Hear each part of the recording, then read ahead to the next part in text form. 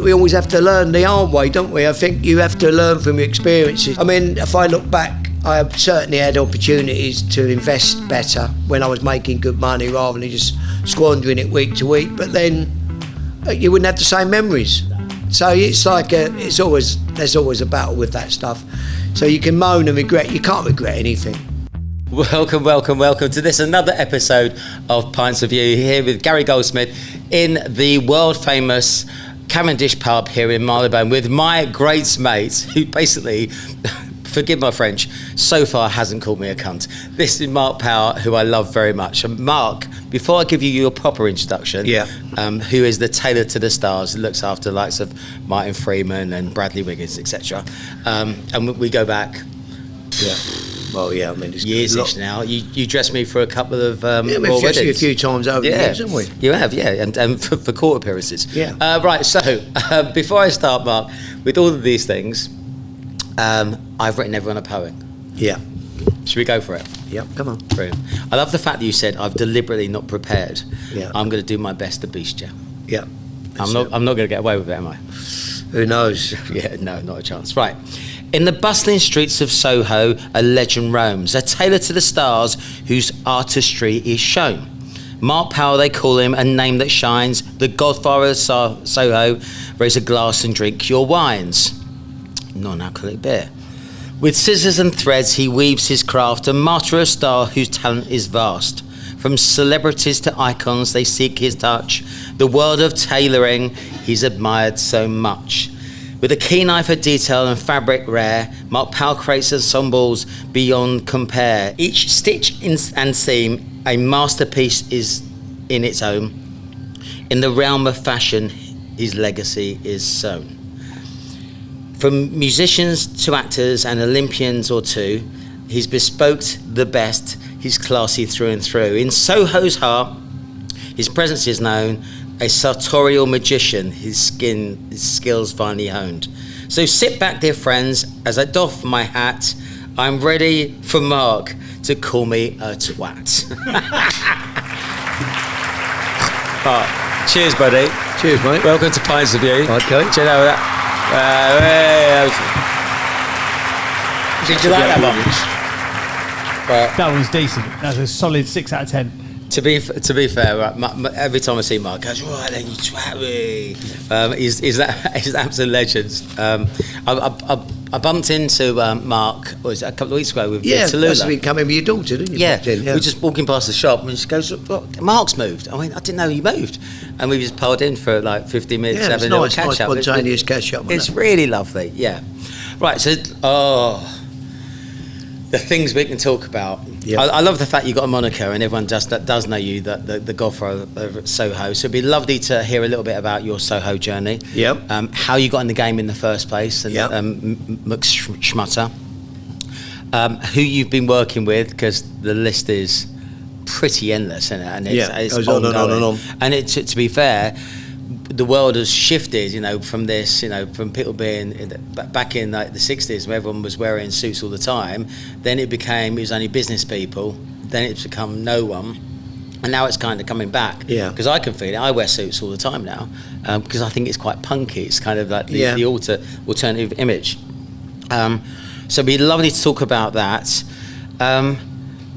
What's going on in your world in terms of the schmutter industry, and the whole thing about this whole mod thing, which never kind of went away, and I think that's where you got Bradley and Martin Freeman. Yeah, that came off the back of that, but that was all around that time when we were doing people like Paul Weller and stuff, and then we did him. That was only that was over 12, 13 years ago, and that was a sort of mod period. But then before that, I had another irritating period, which was the gangster period. There's always this problem with pigeonholing people. So, like, you know, known for something. Yeah, and it's good. I mean, the mod thing's been good. I mean, even last week, you always get the odd unexpected client that just come in the shop and they want a made-to-measure suit or bespoke or even a ready-to-wear that nothing's in the diary. And they often tend to be those sort of guys, those regular guys that probably love people like Paul Weller and Martin and obviously even Bradley. Yeah. you know, and they come in and they want, like, they're not mods anymore, but they weren't mods, but the second generation, obviously, Well, the Quadrophenia thing and the 90s Renaissance. But let's start at the beginning, right? How do you get into the whole schmatter industry? Well, it's all started, really. I mean, I got my first shop in 1985, but I did have a background in tailoring before that. I'd worked originally in the late 70s for a company called Washington Tremlett, which was on Conduit Street. And next to there was a tailor called Anthony Sinclair. And Anthony Sinclair did all the original tailoring for James Bond. That's called the Conduit Cut. Was that opposite the Polo Bar? Well, it was just down from the Polo. So where the Westbury, the Polo Bar were, that was that parade. It was 41 Conduit Street. I know exactly where you were. So it was in the late 70s. Almost opposite Vivian Westwood as was. That's right, right. It's all around that bit there, Beluti, all where that is now. So that's where I sort of started off training in measuring people up and learning about how to cut suits. But this went back for me way before that. Because when I was about 13, 14, I was already really obsessed with style and fashion. And there come a point when I couldn't get exactly what I wanted from the streets. So I started to go and have things tailored for myself and style things myself. So there was that sort of thing going on for me on a personal level as well. So it was obviously already a passion within me to go that way. I never thought probably in that period in the 70s that I would go into having my own shop so young, but I did. But how old were you then? 24. Shut up. Yeah, so I was 24 when I got... But it was a bit of a bizarre story. I used to work in Covent Garden and on Floral Street. And this youngish guy used to come in, looked very cool, very stylish, to come in the shop. Spend a lot of money, a lot of cash. And, you know, just got curious, started talking. And I said, well, what do you do then? He said, oh, I've got a load of small cinemas in the West End. So he was obviously in the porn game. And then we got talking. And it turned out... is that the code? That was our first... the code? Yeah. Got a lot of cinemas. Yeah. Boom, boom. And thank you to all that CapEx at Stan Cap's FX business. Took ages to come up with that name, OVS. Managing your foreign currency at the bank is a mug's game. Done right, it can be an additional profit centre. CapEx is Dan Cap's Anco. Great guy, scratch golfer, money maker extraordinaire. The one I choose personally. Links in the normal show notes. Dan, see you on a golf course soon. So that's how I got my first shop. So my first shop was on Archer Street, and it originally had been a sex shop. I mean, it had like the video booths in the shop, which was we converted into changing rooms. Well, Archer Street's got a really good restaurant bar now, isn't it? Now it's a lovely street now since the hotel on the corner there opened up. Well, that's where all the kids Haymarket, not Haymarket, the Ham Yard. Opened up. That's where all the West End kids go and perform. That's right, the Archer Bar. The Archer Bar. Yeah, well, that used to be a casino. Did it? And next to me was a casino when I opened that first shop in 85. But it was an interesting period. And of course, I did get quite friendly with the dodgy guy who offered me the shop. And that's a long story in itself. But then, you know, that was an interesting time. Even having the shop in those early days, people like Sade coming in. David Bowie bought stuff for himself and his son, Brian Ferry. So, and already I think because you're that age and you're doing something. Was that ready to wear at that time? It was more like a gentleman's outfitters, but in a cool way, quite retro. Right. I'd found this original warehouse full of original 30s, 40s, 50s suits, never worn, and built a look around that because that was quite cool in the early 80s to be into that sort of stuff. And then that whole sort of generation of Let's Dance with that's right, trousers, the peg trousers. Yeah, they peg trousers, all that type of stuff. I've got some great pictures of that period, but of course it kicked off straight away. Evening Standard, big articles, but you know, ID, Face, all the fashion mags of that time, because we were like that age and doing it. I had a sort of partner called Nick, who was the partner with me in the shop. And I had the shop for a couple of years, and then I got involved with a nightclub, and I did a nightclub for a while, as you do. And whilst it's still having the shop? I was having the shop. So I had a nightclub for a while, and then that all went tits up, which is quite a complex story because of, if you like, politics of Soho. We'll leave it at that. And I'd always done a bit of made to measure and bespoke in the shop for clients. but it was a small part of the business. But when I gave up the shop and then the club, people ringing me up about doing them a suit.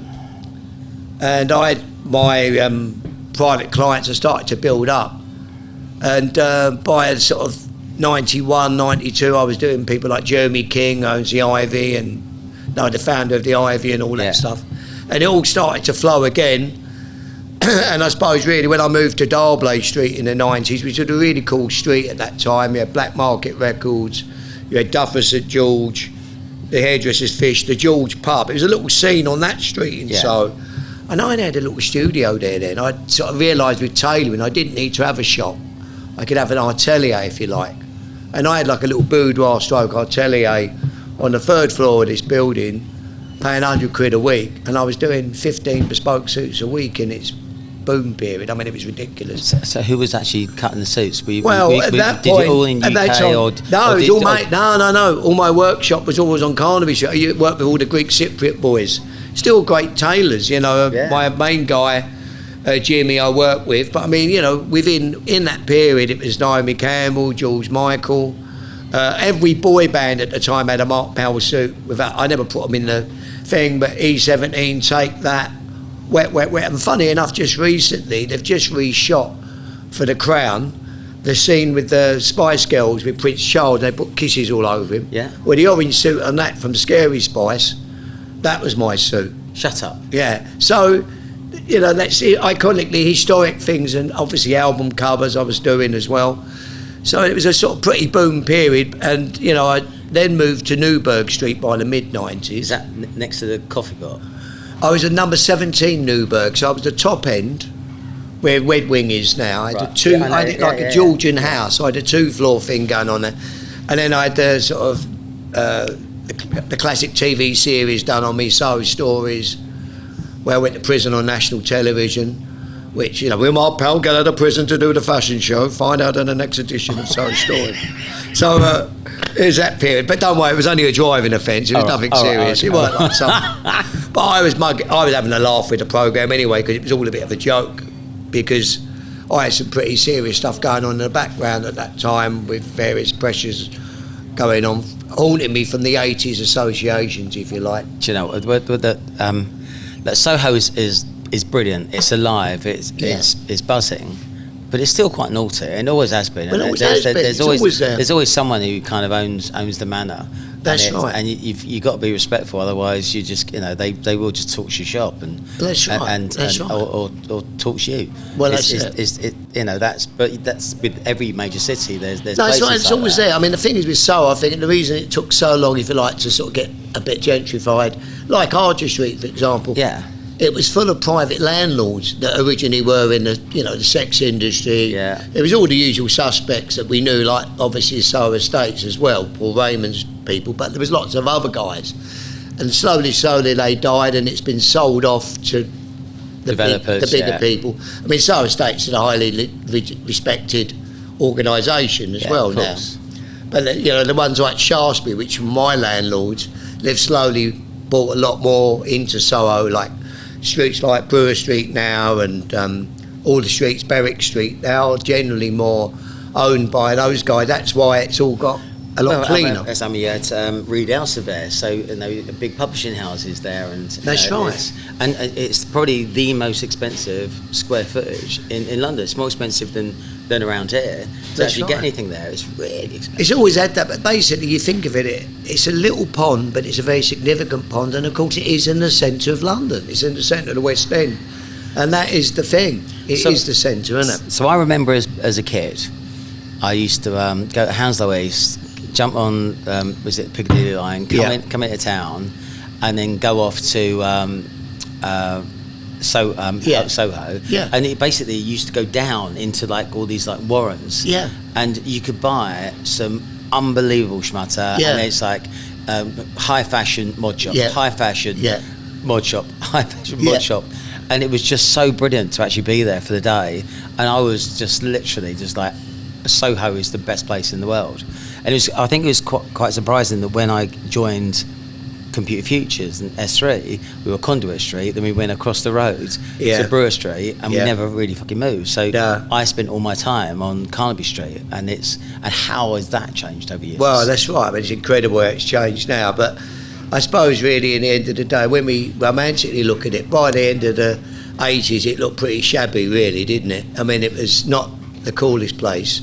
I think probably in the late 70s. No, I'd like it because it just brings back memories. It's like smells. You think, oh, do you know, no, that's right. I mean, it was sort of quite run down by the sort of end of the 80s, going into the early 90s.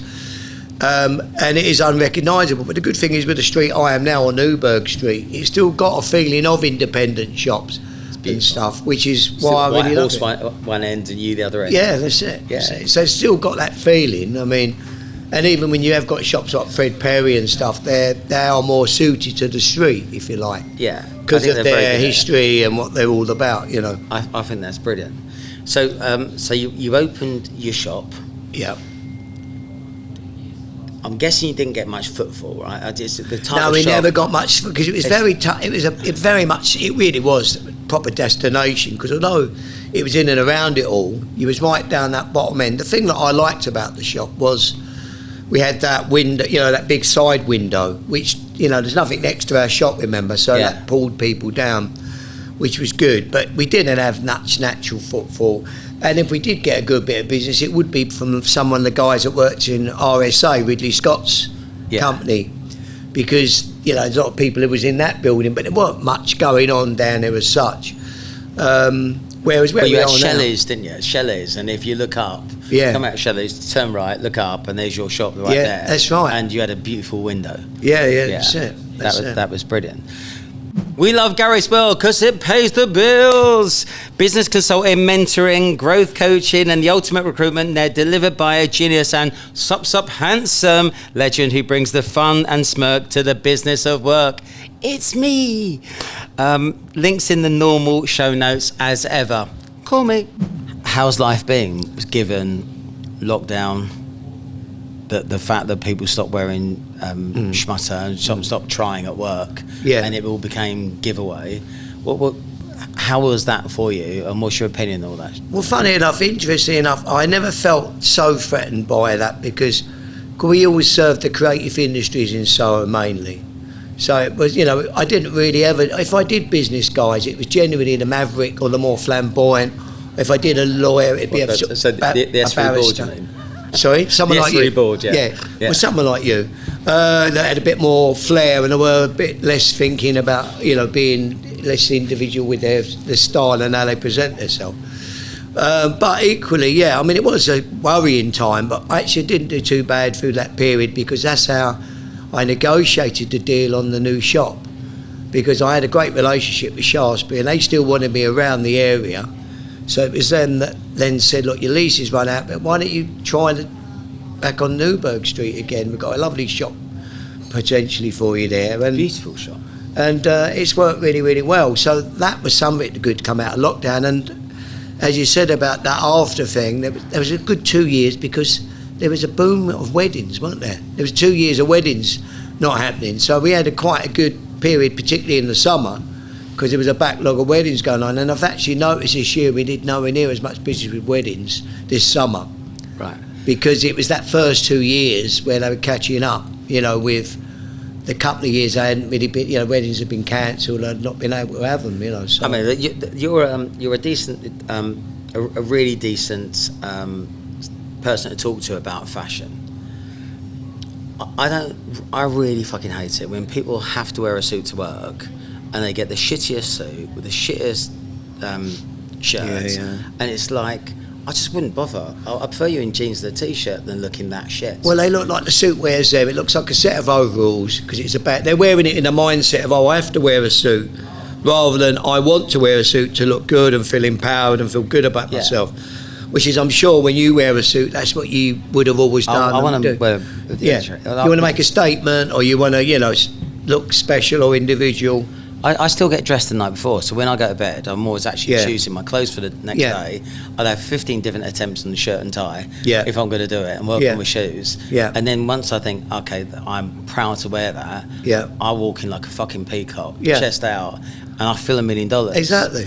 And I was one of the first not to have to wear a suit. Yeah. And I didn't because I felt a bit punky. Yeah. But now I wear a suit because I feel a bit punky. Yeah. Because nobody else is. And Yeah. people always go, looking good, right? And I get, when I wear a suit, I'm vain as fuck. But when I'm wearing a suit, Yeah. I fucking wear a suit. Sure. And I get people saying, looking good, like Yeah. 4 or 5 times. Yeah. And how does that make you feel when you actually Well, it does. It's great. I mean, even it never, ceases to make every day. Like yesterday, I was dressed up in a particular way. I had a 3-piece suit, which was a beautiful suit I had made 30 years ago. It still looks amazing. Yeah. I must have had 5 or 6 people just walking from my home, which is not far away on Soho on Greek Street, to my shop on the way in and even on the way home. People, just ordinary people just commenting. Yeah. But it is great to get that feeling when people, they ain't got a clue I'm Mark Powell or what I'm all about, or I'm Yeah. Tailor. They're just commenting if they're just seen someone looking very stylish and smart. I'm sure that the same with you. They don't have to say it. And English people are quite reserved with that generally. It's not like when you go to somewhere like New York, you get a lot of people, oh, you look great, sir. You look, people are quite, Yeah. they comment outwardly quite easy, whereas here, people are. Hola, and thank you to Camino Partners for sponsoring Pints of View Series 2. Now, Camino Partners are the ultimate staffing providers for UK and European recruitment back office talent. That includes finance, marketing, and everything in between. They own the scene between the scene. Also, Harry Houston doing the consultancy piece. Big fan. There is a link in the normal show notes as ever. Call them, we love them. And Sachin, thank you, mate. I mean, you've dressed me for ages. So I went to Pippa's wedding in one of your suits. That's right. And I still think that's absolutely. Well, that worked really, really well that day, didn't it? And you had the fancy waistcoat we did. You still remember that? Yeah. It's the purple check thing. Yeah. That was absolutely. That really gave it an edge as well, Yeah, didn't it? you made me wear a just off-white shirt with a yellow. Oh my God, I'm sounding so gay. Yeah. But I remember exactly what I wore, and I Yeah. had a proper watch chain made for the whole Yeah, thing. which sets it all off as well. Yeah, it's just, and actually stuff like that I think really makes the difference. Of course it does. Do you think that's going to come back? Well, I think sartorial overdressing, there's always a moment when it works, but I think nowadays it's more about a look, like we discussed earlier. Like you can look just as good in a suit if you're doing it with trainers or casual, if it's an interesting suit. Yeah. But the suit, for example, if I do the trainer look with a suit, I'd be wearing a purple, sounding very gay myself, purple corduroy suit, which is less formal. It's more relaxed. It's more of a looser fit. It's a softer look. Looks better with a polo neck or a nice scarf than a shirt and tie. Yeah. Then that's great as well. But I mean, I think there is a time when a very formal, if it's done properly, there's a way of doing it well, and there's some people, they don't do it well because they'll have a shitty cheap watch chain on, or they'll have a bad stick pin that's not very good quality, or of course often ruined by a bad dodgy pair of shoes or something. Yeah, shoes maketh the man. Yeah, shoes. And you'll smash it today. Yeah, it says he wearing a pair of blue and white shoes, but these are Trickers ones actually. They're ones we do in the shop, which are slightly less formal really, but they work really well. I was speaking to my missus today, so I was meeting you, and she said, don't mention the shiny suit. So I've got this whole idea that I fancy bringing back the shiny suit. Yeah. Because I'll be the first to do it. Yeah. Now, am I going to have the piss taken out of me for a month? Yeah. Yeah, But maybe. I bet everyone else will be doing it next week. Well, do you remember when you was at school when you were slightly different to the other kids and you'd do something and first of all it was different to what they'd seen and they'd laugh at you, Yeah. and within 6 months, a year, they're all dressing They're the all same. doing it, yeah. I'm very next year. Yeah. Yeah, that's brilliant. It's just the same. So quite a lot of the whole fashion industry has moved online, and we know that the high street is struggling. Yeah. You're lucky that you're in London. I mean, it's That's not by right. chance. That's right. You couldn't be doing what you're doing in Basingstoke. Oh, 100%. Because that ain't going to work. No. But when you're in London, people come in because it's destination shopping. That's right. And it's That's all right. about, so the whole thing about Selfridges, that they had a grown-up ball pit. So grown-ups were diving into a ball pit and stuff, Yeah. right? The idea is to bring people in for a day and make it entertaining while you're shopping. That's right. So going to your shop is very entertaining, right? You do have a proper sense of humour. That's right. It has to be done like You've never taken yourself seriously. No, I never do. And I remember we took some of the guys from Pirates to you, and it's like, Goldsmith, shut up, you twat. Right, I'm talking, right? Yeah. And you held the audience. They were talk about the history of the double cuff. Yeah, that's it. And why do you have one button done up?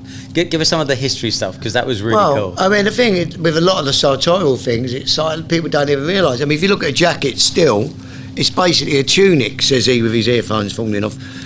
It's basically a tunic. So what would have happened? The buttons would have come down, and then that would have fell, and that's how lapels come about. Vents are just basically for riding. Left over right with the jacket was the fent to get the sword. Cuffs were originally Napoleon not wanting his boys, because they used to be on the inside as well as the outside. This sort of myth that it's just for the doctor and the up-buttoning sleeves. Yeah.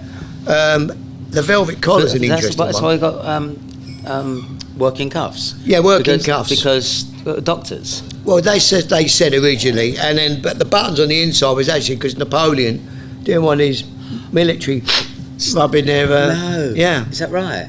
A lot of things come from military influence. I mean, even to this day, military tailoring is still a key to really where a lot of tailoring came from. Things like cavalry cut trousers, which is the flat front with the frog pocket, right, or the cross pocket. But yeah, I mean, everything is a function. The velvet collar's an interesting one. That was a thing with the English aristocracy or bourgeois coming out in sympathy with the French bourgeois being killed in the French guillotines in the French Revolution. So they started having black collars on their jackets. Why is that? Well, like a black collar, it was just like a sort of thing. Oh, like sort of celebrating or in mourning for the aristocrats in France who were dying in the French Revolution. So I always look at Harry Styles, right? Because I think Harry's incredibly well dressed. He's very funky in his whole Gucci piece, but it looks like flares are coming back. Yeah, they do. Of course, it's the 90s are back now. It's the 90s cycle again, isn't it? There's that 25, 30 year cycle. Early 90s, so Gucci would be going back to like the early Tom Ford thing, basically, wouldn't they? Well, I went to Polo, Ralph Lauren. Yeah. I bought trousers. They were high-waisted trousers with 3 buttons. Do you remember them? Yeah. And they were flares, but they had some drawstrings on the bottom. And people said, "What the fuck have you come at?" So I went, 2025. Yeah, because you'll all be doing it then. Because I reckon that's where these things start. They do, and it just drifts in. Yes, sir. The one thing about buying schmutter is it's about touch. Now, when you buy something online, I know you can give it back, but I'm sure there's a whole load of people who think, I can't be asked to fucking pack it and send it back. Yeah. And people are buying stuff. But especially male tailoring, touching a piece of cloth. Totally. Because I'm really heavy wearing on my clothes. Right? I'm a big lad. Yeah. When I'm sitting in the chair, I'm fucking sitting in the chair. Yeah, and if I'm walking, I'm getting some proper traction there. Yeah. And if you wear something which is too lightweight, you burn it's through going to wear out in no time. In 30 seconds. Yeah. And when you do something which is bespoke, it's not like going into M&S and you get 2 pairs of trousers, right? Yeah, It's going to cost you cash to get it to fit perfectly. How do we get more people to be bothered to go into a shop and have that whole experience? Because buying a bespoke suit is a really fun thing to do, right? The only more fun thing I get is going to a safety deposit box, because I still think it's like going back in time. It's sure. Really funny. Yeah. But buying a suit, choosing the material, choosing the lining, choosing the finishing, choosing all the point. Well, it's the personal involvement with it. And the other thing with us, we only generally sell our shirts, ties and accessories online. We very occasionally sell the odd ready-to-wear suit, but even guys, when they're buying a ready-to-wear, they like the idea of coming in, having it fitted to them. Yeah. Even if it's a ready-to-wear suit, because we do all the alterations on site anyway. So generally, with the suit thing, luckily for us, it is generally more that way. But then, if you get a guy that's doing it from America or Australia, they're quite used to going to their local tailor. He was just an alteration guy, really. Yeah. And doing that, so it's not so bad. But most of our English guys, and even the guys in Europe, they want to come in and experience the whole thing, you know. Brilliant. And I know you're not shy of an opinion, but if you're wearing a grey suit or a blue suit, what colour shoes should you wear? Well, that's always the thing. I mean, the brown shoe thing I do like, but I also think sometimes brown suede shoes shouldn't be overlooked as well. But you have to wear brown a nice socks. brown suede shoe with a grey suit looks great. Yeah, 100%. Yeah. But I just think people have just got this whole thing about black. Yeah, I know. And black shoes on fucking hell, look at the pair of us talking about this shit. Yeah. The black shoes on the blue suit is just shit. Well, it is. I think a brown shoe, if it's especially if it's a beautiful shoe, you tend to see more of the shoe, the elegance of the shoe in a brown. You don't often get it in a black. But don't get me wrong, some black shoes work. I mean, if they're special, they can look pretty stunning, a good black shoe. Yeah, I can't remember the last time I bought a patterned shirt either. No, and I bought a patterned shirt. That's another one that I've never been a great fan of. Yeah, really. they're big in Hounslow, but I wouldn't wear them anywhere else. No, I mean, you often see, you can always spot a guy that's come in from out of town for the day, because he always have a terrible floral shirt on or whatever, and it's hard to believe that people still buy those shirts. You know? I know, it's white,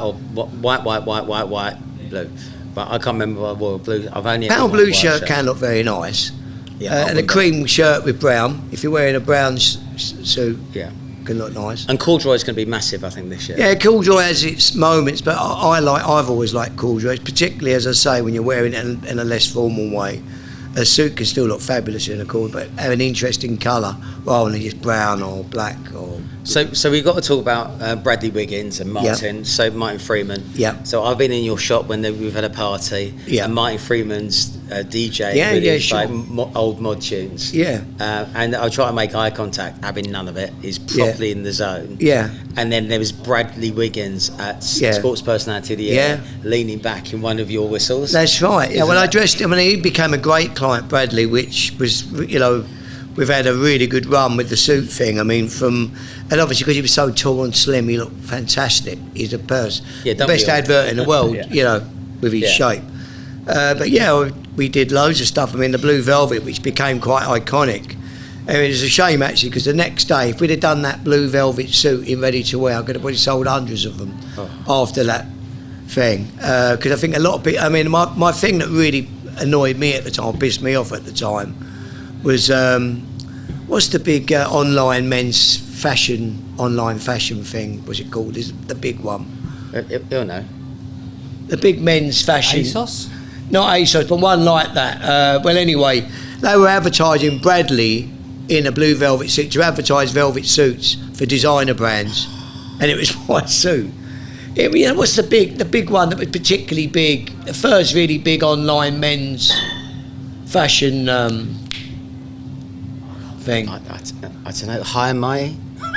That's High Street. I'll think of it in a minute. But anyway, it'll come to us. But actually, to be fair, you could have sued him for that. Well, you could. Well, there's lots of times I could probably sue people, but you know, tailoring is tailoring. If you have your idea for a look, you've already taken it. I mean, look, whether I take my inspiration, I take it from the 30s, 40s, 50s, 60s, but you still want to contemporise it. Yeah. Because a lot of people do vintage style now, but I think that even can look uncool because it's too try-hard of a certain type of thing. And it can look like you just walked off a film set. You know, and vintage style is great as an inspiration, but I don't think it is to be, well, you know, it's about style more than something being vintage. It's the style of how you wear something. Well, I think I've got 8 suits of yours, and I still wear them. Well, it depends on there's weight issues generally. Yeah. But you know, I bounce like a fucker. Massive shout out to James Connors and or Quetzal, Cutesal, who knows, as our main sponsors for season 2 of Pints of View. Now, Quetzal, guys coming through the busy marketplace, helping businesses buy the technology that is aligned with their strategies. No more buying tech to keep up with the Joneses, having a plan that makes it your ownsies. We love what they're doing, especially with the telephony stuff at the moment. So, cheers, buddy. Really appreciate it. Use them. It might be nice to mention Russell, because Russell's Clements has been an incredible client and friend, and obviously he was very supportive and helped with my business at one point when I was really in need, and he's been a great friend, and we still are great friends. But yeah, I mean, it was quite great how he discovered me. I mean, all them years of being in Soho, And it was just when I had that shop, when I had it as a pop-up shop on Marshall Street, and he had his car parked next door, and he was attracted. He saw a red jacket in the window. Anyway, from that, I'd untold amount of suits over, quite a few years. Well, he grabbed up with us and said, "Come and look at this." Yeah, well, that's right. Well, that's how everyone came down, and that was from about 2010. So that's like 13, 14 years ago now. But I do think that anybody who's in London, come and find you. What's the street now? It's number 10 Newburgh Street. So effectively, you got Carnaby Street, and it's the second one back. No, it's Carnaby Street, and then you go back to the left. The first street behind Carnaby Street is Newburgh. Right, and the nice thing about it is every time I pop past, it's like, "All right, gal, do you want a beer?" Yeah. Right, and come in and just have a That's chat. how it should be. It's a friend thing as well. Most of the clients become friends anyway. And, when it's like that, it makes it less formal, it's more relaxed. And make people enjoy, and then they might casually buy things by being like that, or just come in and have a chat. There's no pressure. No. Well, I think your career has been absolutely fucking brilliant. This has been gorgeous to listen to some of this. Lovely. Are you up for a few games? I'm always up for a few games. Right, well, I think it's important that actually people learn more about Mark, and we learn a little bit more about you. So we have some quick fire rounds. So why don't we go to a desert island? Right. Oh, feeling that. Oh, yeah. There we go. Yeah, strap in, sweetheart. We're going, right. So this is something that we built and doesn't work. The idea is we're going to go... It doesn't work at all, does it? Right, you're on a desert island, you can have one phone call. So I've taken all that shit out. Yeah. Right, so, quick fire. I can have a quick phone call to get what I want. Right, no. I'm going to tell you what it is. I've taken the phone call out because it didn't really work. So you're on the desert island, you can have one phone call. Well, so your phone works. Right, so you can have one wish. Go. One wish. Well, I suppose it's health and happiness, really, isn't it? I mean, all the wealth in the world means one thing, but be healthy and maybe make sure I had some nice company with me on the island, obviously. All right, okay. Right, one prediction. Oh, dear. Prediction, that's a difficult one. As long as you don't say Tottenham are going to win the Premiership, because I've had a lot of that. Well, I'd like to think West Ham are going to finish in the top 4 this year. I think you might as well. Yeah. It's unbelievable, isn't it? Right. Good start. He's doing a really decent job. job. Yeah, I do a good job. Given you sold your best player. Well, that was the myth. I always thought Rice has been, he was a good, solid player, but the fee they got for him, I think, was a big result for the club, and it's proved what they've already done with that. Yeah, it's done really well. The best moment you've ever had? I mean, go all the way back from starting your shops to David Bowie to... Well, I mean, there's always a special moment. Oh, yeah, of course, you're up there. I suppose a great time I was spending a weekend in Paris with Naomi Campbell. That was a good one. Shut up. Yeah, really? That was in '94. And I made clothes for her. I delivered them to the Bristol Hotel, and then I hung out with them. They were doing a documentary that weekend. So I went to every fashion show that was going on at the time, from, Lagerfeld. I met Karl Lagerfeld. Karl Lagerfeld was still big. He wasn't slim. But that was amazing. And then I went to Johnny Depp's birthday party, as you do, because Kate Moss was going out with him at the time.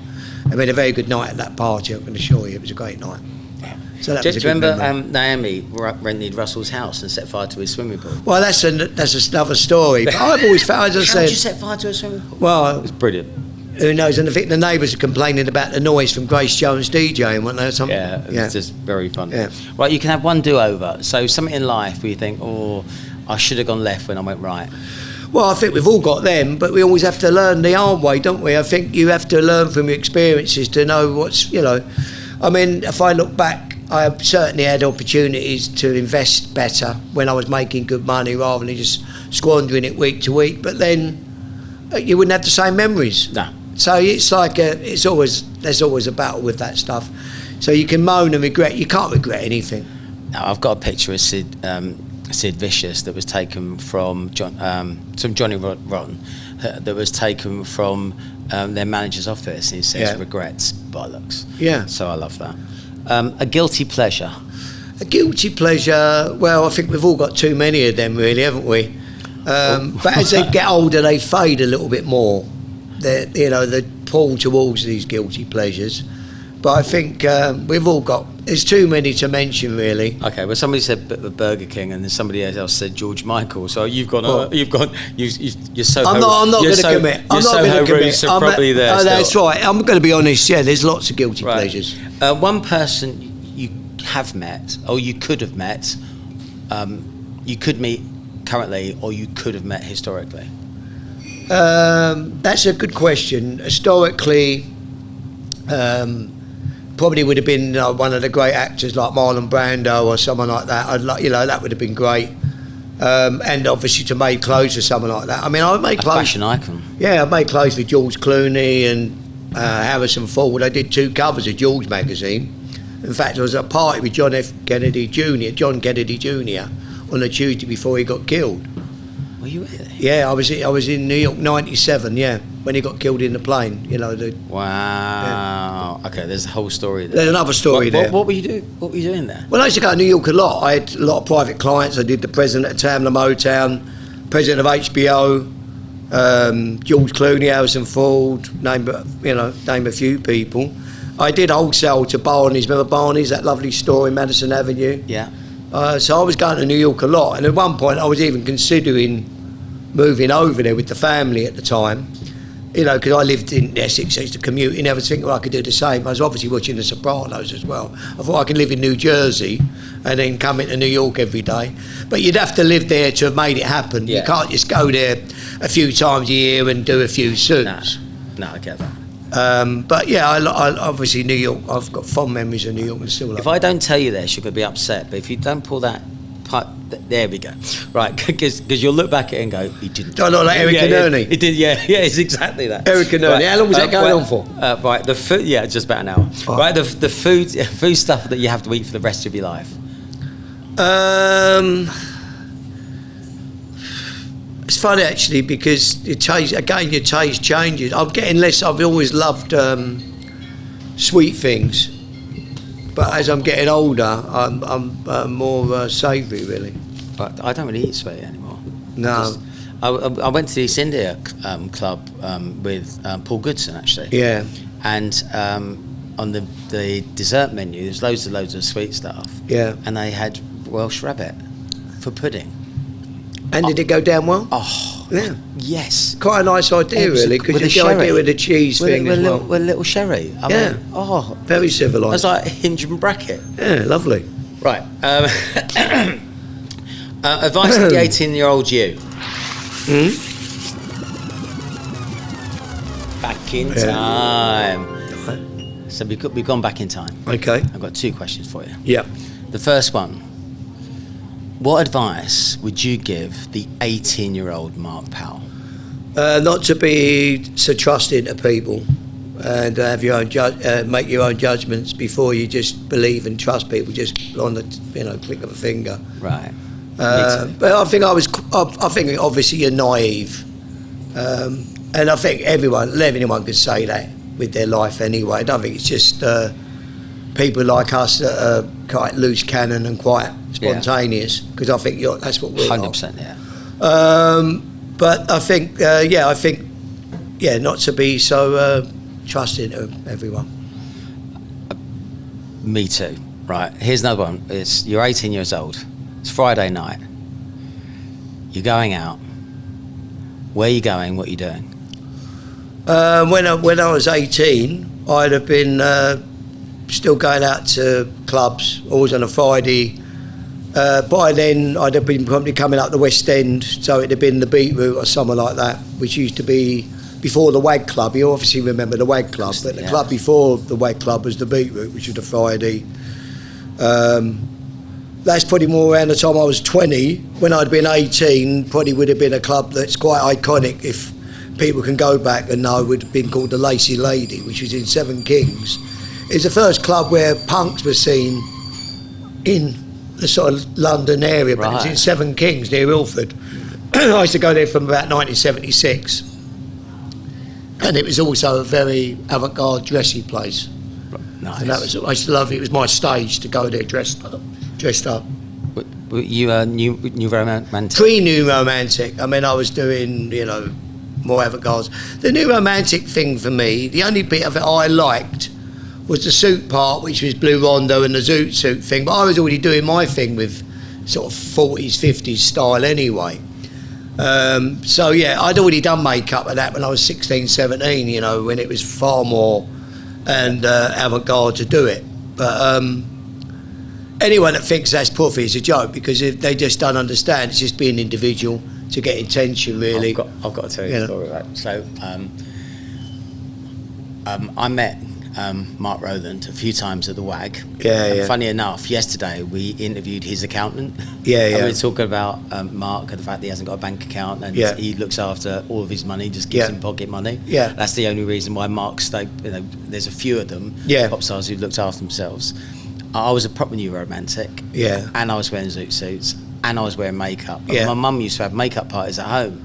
And she was absolutely mortified when I sat in with all of her girlfriends as me putting makeup on. Well, that's it. And I shit you not, I was better than them. And she was going, this is really quite awkward. So when you'd have been in the bathroom at the club, you'd have put his head, "Posh, is your blusher, mate?" What would be a blusher on, or something? All of that. It's funny, because it's true. Big shout out to all Hapstar, Darren, Adam, Dan, and of course, Stinkerbell. Now, what is happiness to you? Imagine Hapstar being a unique tool that helps staff be happier, a genuine and proven scientific approach to compel staff to stay longer, get to that magic third year. And we all know happy people make you money. It's absolutely fucking brilliant as a tool. You've got to check it out. It's a game changer. Smile and dial, Hapstar. It's emotional. Well, I finally turned around with my earphones on. Right. I generally let you choose questions, but I know you so well. I'm gonna choose the ones I want to ask you. We're only gonna do a few of these because we've done really well. What's your superpower? So mine is energy, passion.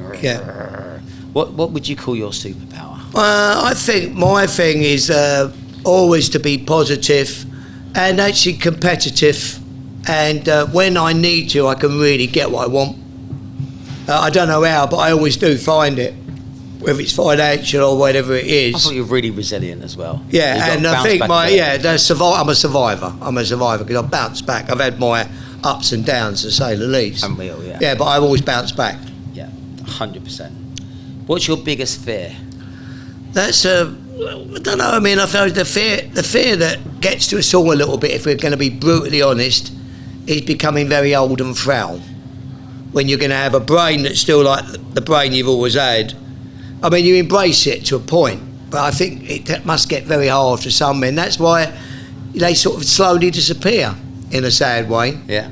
And, you know, just getting realistic about this, we are getting into our 60. I'm in 63 next month, you know, and but yeah, I suppose that's the reality of life, and it is the way it goes. But I suppose that's the one. Someone asked me, what was your biggest fear? And I went, precocious children. Well, yeah. I just don't like fucking kids being better than me. Different twats. Well, that's going to happen. That's going to happen. It's going to happen. It's going to happen. What gets your goat? I think people that don't fucking wash that much. People that are not clean enough. I'm not saying you do. I think you're all right. You ain't smelling at all. You smell all right. But I think personal hygiene, if I'm around people... I got in a lift yesterday, funny enough, at the Soho clinic. I'd gone round there to sort something out, make an appointment for myself. The doctor's there. And going up in the lift, there was no reason for it. And it was quite an old lady. And I didn't say anything, but it makes you angry. There's no excuse, is there? Have a fucking shower. You know, just, soap don't cost a penny, does it? You know what I mean? Have a shower. The personal hygiene. Oh, that's brilliant. We were our main clip for the trailer. Yeah, we literally we were having this chat across the Pirates the other day. What do you say to someone whose personal hygiene is really bad? And the consensus was put some soap and deodorant on their desk when they go out for lunch. Hopefully. Because it's not only deodorant, is it? It's not only body odour. Because that's even something. It's also clothing smelling stale, or just general. Well, you know why? Back in the day, so when we were kids, you know why old people smell? Yeah. Because they wore tweed. And what did they fix the colour in tweed with? Do you remember? Yeah, well, yeah, Piss. cool. Yeah, that's right. It was- Well, that's right. That's why they always smell pissy. So when tweed gets wet, it smells like piss. Well, that's it. And that was always the smell you got with old people. Literally, we were proper left winger. Oh, Yeah. yeah. Well, one of us is going to get cancelled, but you're 63, so let's go All right. for you. All right, mate. Right. If It's you certainly could have been anything else in life, Actor all day long. I think we're all actors anyway, but I think acting would have been the one. I'd probably like the whole thing of being a very successful, probably a mixture of stage and Hollywood. I'd probably like. I wouldn't have just wanted to be. fuck me, don't want much. I look at Jason Statham, and he did pretty well as an action hero. And I remember Can meeting. you put yourself and Jason Statham in the I same can tell you, I was sentence? having coffee in Sarnia about 6-7 years ago, and I'd met him years ago in the drinking club, and I didn't even realise a few times. And he went, "Hello, Mark, how you doing?" And I was sitting there having a coffee, and I said, "You made a fucking fortune talking like me in movies." I said, "You had a good role modelling me." Oh, genius. Marky, is there anything that I haven't asked you that I should have? No, I think we covered most things. I touched on a bit of history. We did the journey.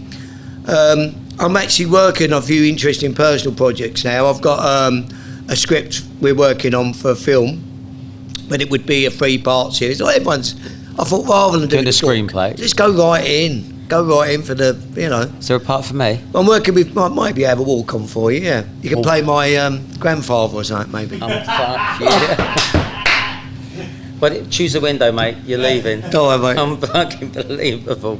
That's good. So what else are you doing? I'm working on that with Powell, who's written quite a lot of books, and again, he's ready for scripts.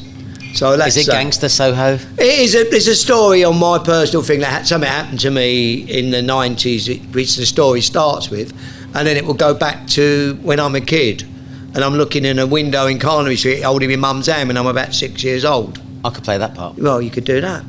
There you go. Oh, well, that's exciting. Anything else? I've just done a new ready-to-wear wholesale order to Beams in Japan, Beams is a highly credible store big store in Japan. So it's good to be getting back into the Japanese market again. It's a relatively small bit of business, but it's just good to be doing that sort of thing still, and still being needed and wanted, and not just stuck in a 90s or noughties or whatever. Still being appreciated by a highly fashion-led store, I love that. Brilliant. Right, there's one last thing. So it's guest choice. You can ask me a question, you can ask me to ask you a question, or you can play 2 truths and a lie. All right. Well, I quite like the 2 truths and a lie challenge. Here we go. If I can't spot the lie, All right. I'll give you 250 quid to any charity you want. All right. And giving you a last night DJ, you probably want that or something else. Okay, yeah, okay. Right. Story number 1. Well, I remember I was walking along outside my shop, and I looked in the shop. The shop was closed, and I saw some smoke sort of coming out of the letterbox. Looked in the letterbox, the building was up in flames. I'll nip it in the bud, that part of the story. Right, okay. The next story. I was in the back of a limo with a very famous movie star, having a very wild time. Without mentioning names. Well, I think we should. No, we can't do names. Yeah, we can. No, we can't. Give us initials. No, we don't do anything. Give us initials. No, you're not satisfied with that. Okay, no. Initials. No. I can hear you. No. Anyway, next one. Well, it might not be true. It could be a fantasy. Yeah, but no.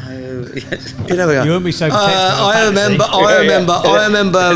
He's blushing. Owners of a major department store pulling up outside my shop on Newburgh Street in the mid-90s, walking straight up the stairs and just ordering a load of stuff off me. I mean, they spent a lot of money. For me, a lot of money anyway. They spent like 60 odd grand on a whim on some ready-to-wear suits in 1995 or something. Hey, it's 3 stories. Right. I'll buy you a bit of time. So I think...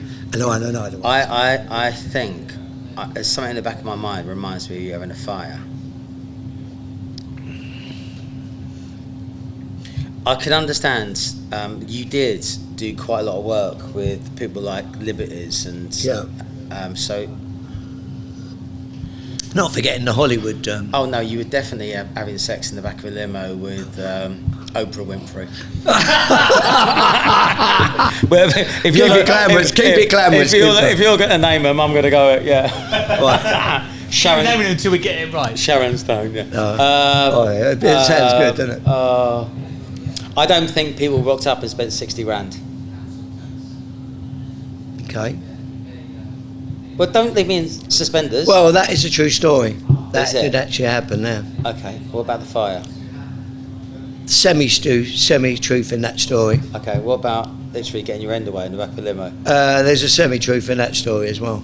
What's a semi? Well, you had a semi. I had a semi. No, I had a full-on. Don't worry about that. Okay. So No. which one isn't true then? Well, actually, the Hollywood one's not true. Mate, because you're a geezer. Just thought. Yeah. Brilliant. All right, babes. Me and you. Battle of the limo. Bosh. Right, is it? That is brilliant. Okay. You tell me the charity and I'll give you the cash. Right. So yeah, well, I think I have to do it to the DJ Saved My Life, don't I? Really? Okay. Well, it's Let's do it. yeah, it's Russell and Johnny. So I'll gladly send that money There you go. across. But you've been a fantastic guest. Thank you very much for being so much fun and so honest. Thank you not for calling me the C word. No. You've done very well. And thanks for telling me right at the end that my glasses were stuck out. Cheers. Yeah. Yeah. Mug me off for nearly an hour, but Right. thanks. Right. What we always like to give our guests the final word. Yeah. So is there anything that you'd like to say just to sign off? Just wish everyone health and happiness and success over the next few years, and lots of love to everybody. Right, you're a beautiful soul. Now, please, if you're in Soho, if you're in Carnaby Street, pop behind as you go down Carnaby Street from the Palladium. Turn left. It's the first road. It's about 4 shops down. Pop in and say hi, Mark. I know Gary, so please do that. We will send details for your online stuff on the show notes. Mark, you've been a legend as Absolute ever. pleasure. Lovely to see you, Absolute brother. pleasure, mate. Jamesy, thanks for the production. Thank you very much, people. We'll see you soon.